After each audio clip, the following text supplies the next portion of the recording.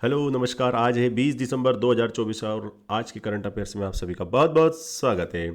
आज का क्वेश्चन है, राम मोहन राव अमारा को किस बैंक का एमडी नियुक्त किया गया है, जिसका जवाब मिलेगा थोड़ी देर बाद। चलिए पहला सवाल देखते हैं, अल्पसंख्यक अधिकार दिवस कब मनाया जाता है। तो देखो, अल्पसंख्यक पहले समझो क्या होते हैं। माइनॉरिटी कहते हैं इनको इंग्लिश में। किसी भी देश में कुछ समुदाय ऐसे होते हैं जिनकी संख्या कम होती है। जैसे एग्जाम्पल के लिए बात करूं मैं हमारे देश की, तो क्या हुआ, हमारे देश में राष्ट्रीय, बहुत अच्छे से देखिएगा इसको, राष्ट्रीय अल्पसंख्यक आयोग अधिनियम आया था। और ये अधिनियम कब आया था, पहला सवाल तो यही बनता है। ये अधिनियम आया था 1992 में। इसके तहत भारत में 6 समुदाय को अल्पसंख्यक घोषित किया गया था। जैसे कौन कौन से हैं 6 समुदाय, अगर मैं ऐसे डायरेक्ट फटाफट नाम बोलूं, लिखूं नहीं तो, जैसे मुस्लिम, सिख, ईसाई, पारसी, है ना, पारसी हो गया, जैन हो गया और बौद्ध हो गए। एक बार और रिपीट कर रहा हूं, देखिएगा, है ना, ऐसे याद कर लो आप तो, मुस्लिम, सिख, ईसाई, पारसी और जैन, बौद्ध, ऐसे करके 6 समुदाय हैं जिनको अल्पसंख्यक का दर्जा दिया गया है भारत में। ठीक है, अब देखो हमारे संविधान में, अब सवाल ये था कि अल्पसंख्यक अधिकार दिवस कब मनाया जाता है, तो ये 18 दिसंबर को मनाया जाता है। ये बात याद रखना है अपने को। दूसरी बात मैं बता रहा हूँ आपको, हमारा जो संविधान होता है, हमारे संविधान में हमको क्या है कि फंडामेंटल राइट्स मिले हुए हैं। फंडामेंटल राइट्स, और फंडामेंटल राइट्स कौन कौन से हैं आपको पता है ना। 6 मौलिक अधिकार होते हैं, 6 मूल अधिकार हैं हमारे पास, है ना। जिसे मैं फटाफट बोल दूं आपको, तो समानता का अधिकार होता है, राइट टू इक्वलिटी। दूसरा होता है स्वतंत्रता का अधिकार। तीसरा होता है शोषण के विरुद्ध अधिकार। चौथा होता है धार्मिक स्वतंत्रता का अधिकार। और जो 5वां अधिकार होता है वो होता है शिक्षा तथा संस्कृति का अधिकार। शिक्षा तथा संस्कृति। अब देखो, ये जो हमारा अधिकार होता है, ये आर्टिकल नंबर 29 और 30, है ना। और ये दोनों आर्टिकल 29 और 30 जो आर्टिकल हैं, ये प्रोवाइड किए गए हैं अल्पसंख्यकों को। विशेष करके ये अल्पसंख्यकों के लिए ही होता है ना, याद रखना इस बात को। ठीक है, तो अल्पसंख्यक आप समझ ही गए होंगे, माइनॉरिटी के लोग होते हैं, और जो संख्या में कम होते हैं वो अल्पसंख्यक होते हैं। अब भारत में हिंदू मेजोरिटी में कहलाता है भैया। चलिए, तो आई होप कि आपको पूरा पल्ले पड़ चुका होगा। चलिए अगले सवाल की ओर चलते हैं हम लोग। गोवा मुक्ति दिवस, बहुत महत्वपूर्ण सवाल है ये। देखो पहले क्या है, गोवा जो था वो किसके अंडर में था, पुर्तगाल के अंडर में। ठीक है, अब क्या हुआ भैया कि पुर्तगाल वाले जा नहीं रहे थे, लेकिन जबरदस्ती भगाया भैया अपन ने उनको। तो अपन लोगों ने क्या किया, ऑपरेशन चलाया है उसके लिए, और उसको बोलते हैं ऑपरेशन विजय। बहुत महत्वपूर्ण सवाल है ये। ऑपरेशन विजय के द्वारा गोवा को क्या दिलाई गई थी, मुक्ति दिलाई गई थी। और ये मुक्ति दिलाई गई थी 19 दिसंबर 1961 को। ठीक है, अब ये इससे क्या हुआ कि 19 दिसंबर को संघ में शामिल हुआ। मतलब एक प्रकार से बोला जाए तो भारत में क्या हो गया था, गोवा का विलय हो गया था 19 दिसंबर, कब हुआ था, 1961 में। कौन थे, किसके पास कब्जा था, ये पुर्तगालियों के पास कब्जा था। अब देखो, अभी अगर मैं करंट की बात करूं तो कितने साल हो गए हैं, 63 साल हो गए हैं। तो ये कौन सा गोवा मुक्ति दिवस तो हमने मनाया है, बट कौन सा वाला मनाया है, 63वां मनाया है इस बार। और 19 दिसंबर तो राइट आंसर था ही था इसका।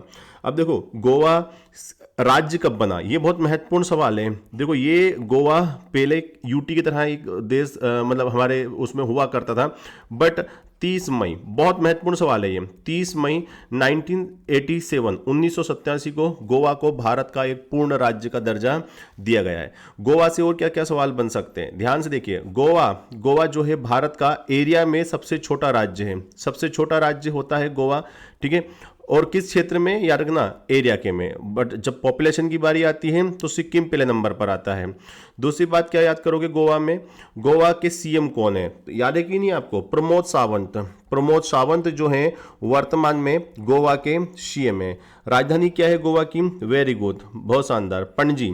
और आपको पता होना चाहिए गोवा के वर्तमान में जो राज्यपाल है वो कौन है, पिल्लई, जिनका पूरा नाम होता है PS श्रीधरन पिल्लई।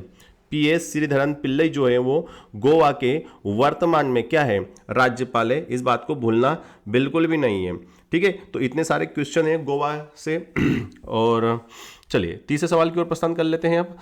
हाल ही में भारतीय नौसेना द्वारा कहाँ AI इंक्यूबेशन सेंटर लॉन्च किया गया है। देखो अब हमारी नौसेना जो है वो भी चाह रही है कि टेक्नोलॉजी बहुत तेजी से आगे बढ़ रही है, ठीक है। अब किस प्रकार से टेक्नोलॉजी में क्षमता विकसित की जाए, है ना, टेक्निकल क्षमता विकसित करने के लिए एक इंक्यूबेशन सेंटर स्थापित किया है और ये किया है बेंगलोर में। बहुत प्यारा सा सवाल है ये, टू द पॉइंट। चलिए आज का चौथा सवाल देखते हैं। हाल ही में खेलो इंडिया पहल के तहत कितने खेलो इंडिया केंद्रों को मंजूरी दी गई है, और इसका सही जवाब है 1250। भारत सरकार ने बोला है कि आने वाले कुछ समय में 1250 खेलो इंडिया केंद्र डेवलप किए जाएंगे। खेलो इंडिया का इनिशिएटिव क्या था, ये पहल जो थी 2018 में, खेलो इंडिया की शुरुआत कब हुई थी, 2018 में। स्पोर्ट्स के मामले में भारत को अग्रणी देशों की सूची में शामिल करना इसका उद्देश्य हुआ करता था, और होता भी है, हुआ करता था नहीं, अभी भी होता है। अभी भी खेलो इंडिया अच्छा कुछ प्रोग्रेस कर रहा है। इसके तहत अलग अलग खेलो India youth games, university games, ऐसे अलग अलग प्रकार के आयोजन सरकार करती रहती है, जिससे कि युवाओं की दिलचस्पी खेलों के प्रति बढ़े। आज का पांचवा सवाल देखिए। हाल ही में चर्चित भारत का पहला सौर सीमावर्ती गांव, बहुत प्यारा सवाल है, सौर सीमावर्ती गांव पहला सौर सीमावर्ती गांव किस राज्य में स्थित है। तो देखो ये जो गांव है ये कहाँ है, तो ये गुजरात में है, ठीक है। मसाली करके एक गांव है, यहाँ पर लिखा नहीं है, उस गांव का नाम है मसाली गांव। और ये जो मसाली गांव है ये क्या हो गया भाई साहब, क्या है, सोर्स मतलब पूरी तरीके से ये सोलर एनर्जी वाला गांव बन चुका है। हालांकि क्वेश्चन इतना इंपॉर्टेंट नहीं है, बट इसके बाद वाला क्वेश्चन देखिए, क्वेश्चन नंबर 6। हाल ही में किसे यूनेप के लाइफ टाइम अचीवमेंट का पुरस्कार दिया गया है, लाइफ टाइम अचीवमेंट।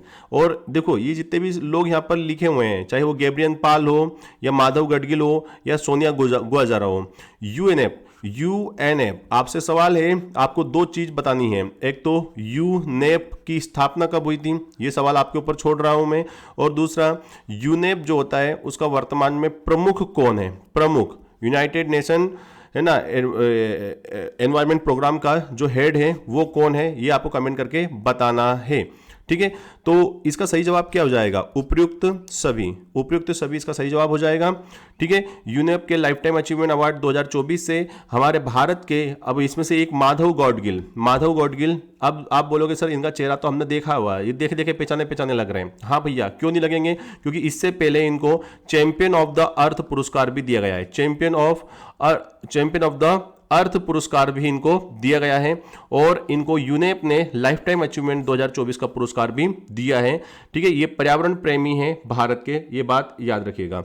चलिए अब देखते हैं 7वां सवाल, छत पर सौर ऊर्जा स्थापित करना। देखो हमारी सरकार ने एक स्कीम लेकर आई है, क्या है उसका नाम, PM प्रधानमंत्री सूर्य घर मुफ्त बिजली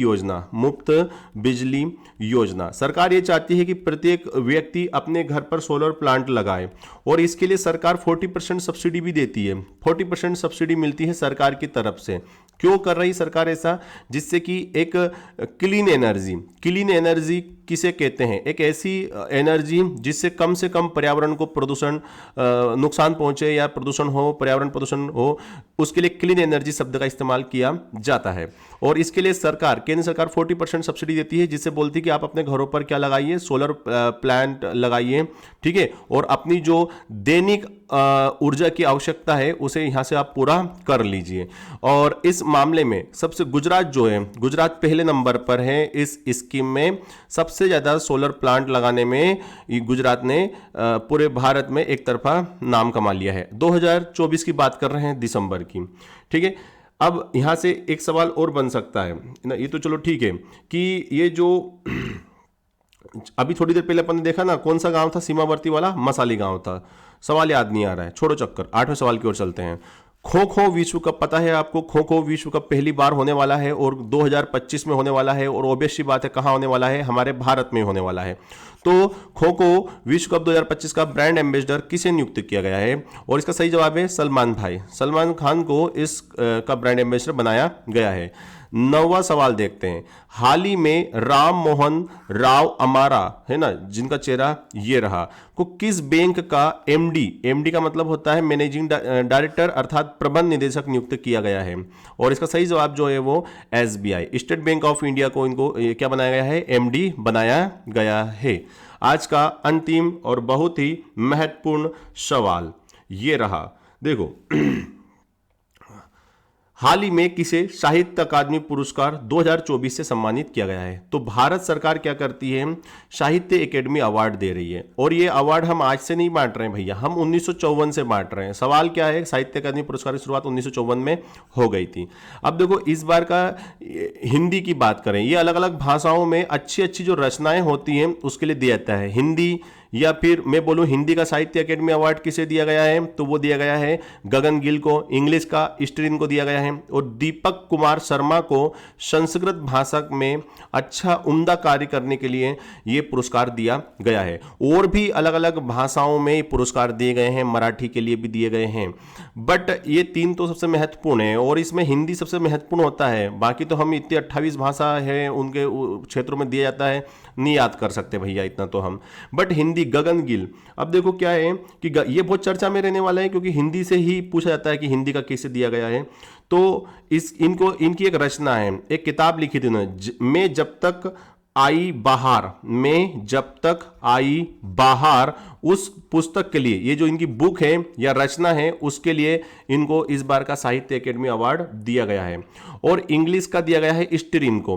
देखो पहली बात तो ये देखो आप, ये जो आप देख रहे हो ये है गगन गिल, और ये जो शख्स महिलाएं आप देख रहे हैं ये हैं स्टीरिन। और स्टीरिन ने क्या लिखी थी? एक बुक लिखी है, उनकी बुक का नाम है स्प्रिट नाइट। स्प्रिट नाइट के लिए क्या दिया गया है? इनको ये पुरस्कार दिया गया है, स्प्रिट नाइट्स के लिए दिया गया है। तो कहने का मतलब है, अब आप बोलोगे सर दीपक कुमार शर्मा का फोटो, तो भाई साहब इनका फोटो मुझे सही से मिला नहीं, अनअवेलेबल था, तो मैंने यहाँ पर नहीं छापा है। तो आपको 2-3 सवाल यहाँ से बन रहे हैं, साहित्य अकेडमी अवार्ड, है ना, इज इट क्लियर? चलिए, तो ये थे आज के 10 महत्वपूर्ण सवाल। आई होप आपको अच्छे लगे होंगे। Thank you very much for the discussion. Have a nice day, bye bye, take care, जय हिंद, जय भारत।